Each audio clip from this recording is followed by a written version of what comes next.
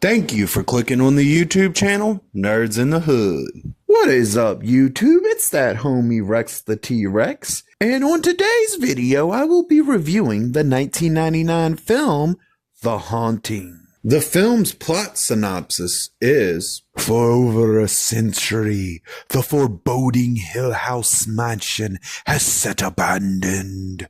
Or so it would seem. Intrigued by its past, Dr. Morrow lures three subjects to the site for an experiment.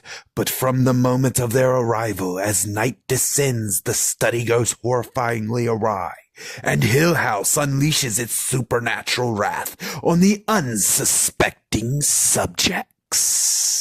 The cast for the film is, we've got Liam Neeson as Dr. David Morrow, Catherine Zeta-Jones as Theo, Owen Wilson as Luke Sanderson, and Lily Taylor as Nell. This movie was directed by Jean de Bont, and the movie was written by David Self. Now, IMDb credits the original author of the book, Shirley Jackson, with a writing credit, but I'm here to tell you that would have been impossible because she passed away long before 1999. So, to have her have a writing credit, I think it's just more of a formality, and I felt that I should bring it up due to the fact that they decided to give her this writing credit, but realistically she wasn't part of writing what would become the script for this specific film. Before we get too deep into this review, I noticed on IMDb that they have this marked as a remake of the 1963 film, but here's the thing with that,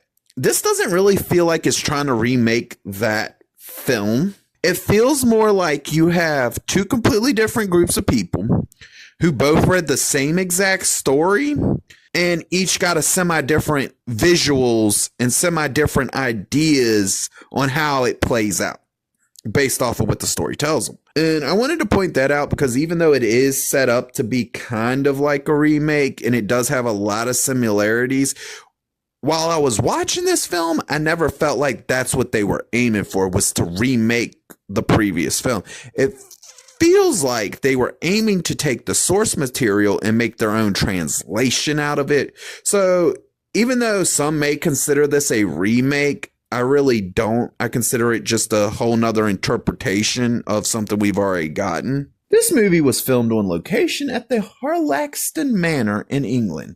And I've got to say, this is one of them houses that not only stands out, but it is gorgeous. It really is. It looks beautiful for a house. This movie is based on the book, The Haunting of Hill House. They did really good in this film picking the cast that they did because the cast does amazing at bringing this specific story to life. They do amazing setting up each of the different characters in this film and making sure that they all have these distinguishing, unique qualities that allows them to stand out and even gives them some depth to make them feel real. We get a really good soundtrack that does amazing and not only fitting in with the story of the film, but also helping with the atmosphere of the film. I don't know if this was something that was done deliberately, but one thing about this film is that it has a very unique atmosphere to it. And the thing about this unique atmosphere is it's not forced. It doesn't feel fabricated. It feels natural. It feels as if they had picked the place that they had picked because of its unique atmosphere.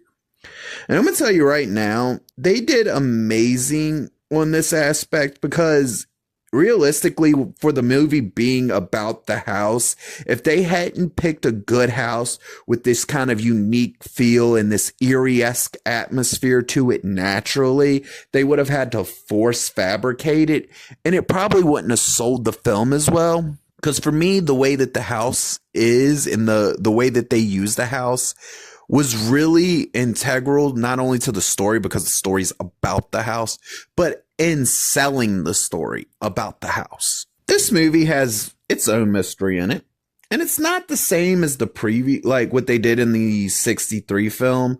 It's its own unique kind of mystery. They found a unique way to add a new mystery to the story without really changing the story too much, but it gives you something fresh, and it actually is one of the things that makes me look at it and go, this really doesn't feel like a remake. This just feels like they read the same story. We get some great drama moments throughout the course of the film that helps keep it interesting. This is the type of movie that really doesn't seem to want to waste your time at all. It is pretty lengthy, and it knows that, but it doesn't have any moments that really drags.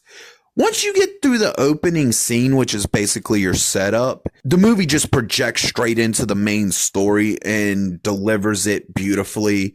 And yeah, with the runtime that the film has being over close to 2 hours, it doesn't drag. And that's a beautiful thing, is they found a way to keep the movie from dragging. One of the things I was worried about going back into this film after not seeing it in a very long time, and when I was younger, I watched the shit out of it, but it was a long pause where I hadn't seen it in years, and then I finally picked it back up in 4K. And one of my concerns going into the film before I even started the film was that the effects might not look as good, because I remember some minute amount of CGI being used in this film. And you got to remember, this is a movie that came out back in 1999 when CGI still wasn't really that harnessed. It wasn't used that much. It hadn't been as well perfected as some of the CGI you see today. But that's the thing with this movie. It took me by surprise on the fact that the movie still looks really good and has done well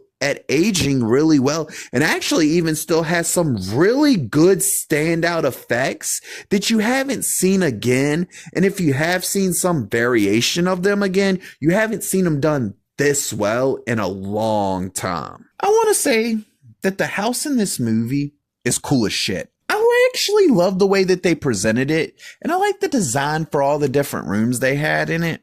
And if that's what the house was actually like in real life, I could see myself living in it, but I wouldn't live in the version in the film due to the fact that the house is haunted in the film. My intentions of what I'm about to say is not to say that there should be a direct comparison between the 63 film and the 99 film, because like, as I said, it feels like it's two completely different interpretations of the same story. But I do want to point out that this movie does manage to do one thing slightly better than its previous iteration of the same source material, and that is the fact that this film doesn't drag. The 63 film for me felt like it started to drag a little bit, and I was ready for it to wrap up a little bit sooner than what it was. But the 99 version managed to find a way to stay entertaining from beginning to end while having almost exactly the same runtime. The film's third act does great at wrapping up the film's mystery and the story while making sure to give you an entertaining third act. I remember the first time I saw this film. I remember being in total awe of the house itself. And I remember just enjoying how this movie took me on a journey and let me escape reality for a bit, without having to beat me over the head with some message or try to brainwash me into believing something that I already didn't believe. And I'm so happy to say that all these years later, though no longer a VHS version of the movie that I used to watch, but now an upgraded 4K version of the film, this movie gives me that same joy as the first time I watched it all those years ago on that VHS tape that I had. And it still stands out as an original film, even though there's been several other versions of the same story. This movie did it in a way that's still unique, even compared to more modern versions of it. And I'm not going to lie, this version is the version that actually makes me want to go read the story that it's based off of. Not the 63 version, not the more recent version. This is the one that made me want to go buy the book. Yes, I do own the book that it's based off of. I will be doing a Let's Talk eventually on it once I get around to it. My plate's currently full, so it's going to take me a little while on that factor. But here's the thing. This is a great movie that can be enjoyed and watched over and over again, even for decades to come, for the simple fact that is nothing more than pure entertainment. This film receives the rating of "That was something special." If you liked the video, please click the thumbs up. If you disagree or agree with me, please leave a comment. And if you really want to see more of me, please hit that subscribe button.